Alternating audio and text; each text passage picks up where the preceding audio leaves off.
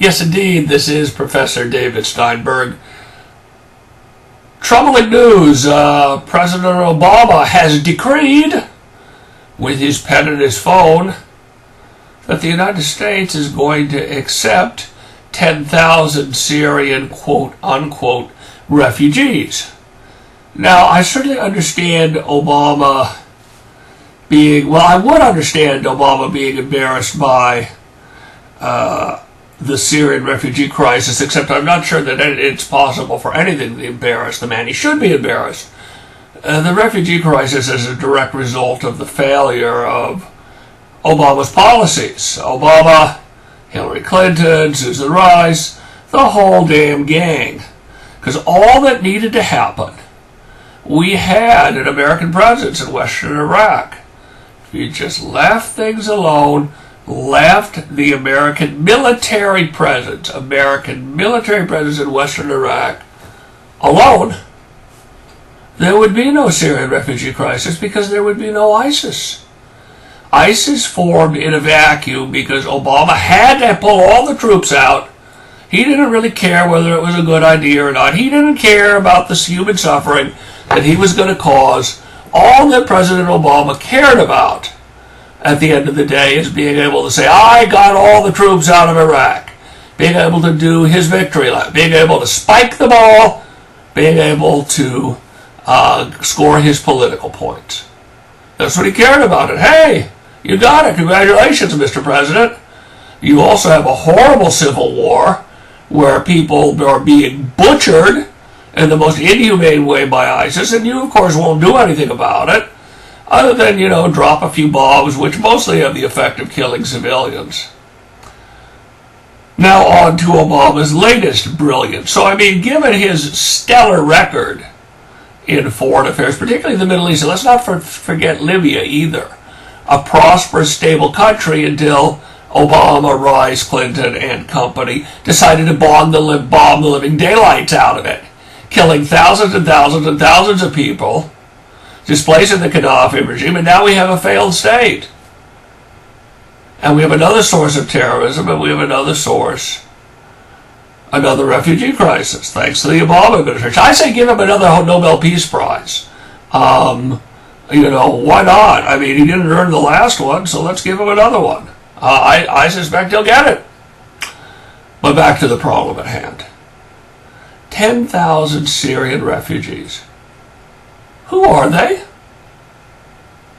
Nobody knows. Nobody knows who they are. But it's easy to project who they are in the aggregate. You have a group who are genuine refugees. You have a group who are people who really were displaced by ISIS, who left Syria, under threat of death, who barely made it out alive, and so on and so forth. No doubt about it. They're legitimate refugees. Whether we should be taking them in is another story. But that's part of the picture. And no doubt about it, you have the economic opportunities. One point about the genuine refugees before we leave it alone. If these people were all real refugees, were people who fled their homes with their families, you'd expect to see a high proportion of the people, women, and a lot of kids. Look at the videos. Pick any video you want and look at it of the refugees in the camps. You see very few women, and you almost never see a child. So that makes one skeptical about how many of these people are real, genuine refugees, but some are. Then we have, and I suspect this is the largest number of the group that is invading Europe, the Muslim invasion of Europe, the economic opportunists, the people who want the free stuff, free medical care, free housing, free food, free welfare, and on and on and on and on. And they don't want to live in crummy backward Syria. They want to live in someplace nifty, like Germany or U.S., where working people will support them and give them lots and lots of free stuff. That's certainly a group of the population, too. and there's no doubt in my mind, none, that a certain percentage are jihadists. As a jihadist, this is the easiest way ever to infiltrate and invade the West. Easiest ever. You simply jump in a group of 100 or 1,000 or whatever it is, wave of refugees. Nobody has any documentation, and the whole scene is so chaotic that nobody can really ask to see any documentation anyway. Your forged papers are going to do just fine. You know, they ask you who you are. You say, you know, I'm a Syrian refugee. I'm from Damascus.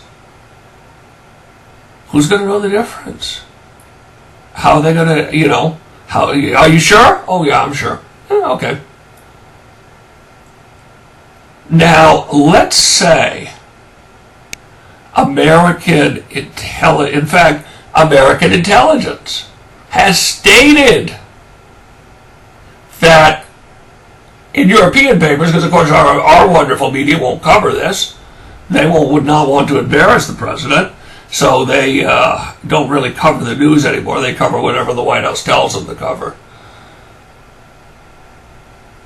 American intelligence in Europe has stated, this is from the Jerusalem Post, a paper that really does still cover the news, that there are Islamic jihadists mixed in with the refugees.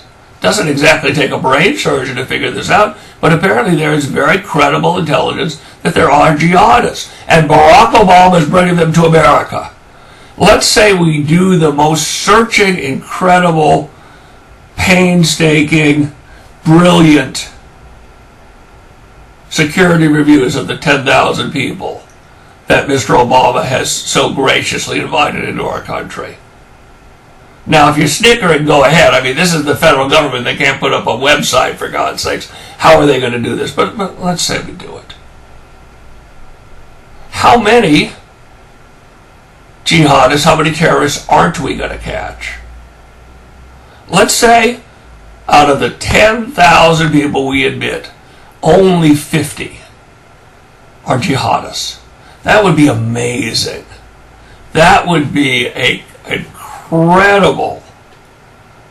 incredibly successful detection program where you admitted 10,000 people and only 50 jihadists snuck through.